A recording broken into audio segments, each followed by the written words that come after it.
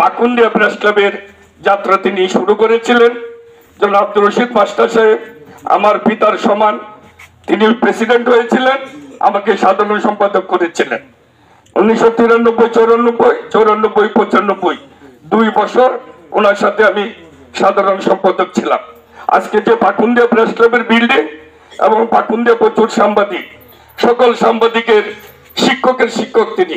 তাই আজকের এই জানাজায় বলতে চাই, চলার পথে সাংবাদিকতার পথে যদি কোনো ভুল ত্রুটি হয়ে থাকে আজকে আমরা আপনাদের কাছে নিঃশর্ত ক্ষমা প্রার্থনা করছি। তার জন্য দোয়া করবেন, আল্লাহ যেন জান্নাতুল ফেরদৌস নসিব করেন।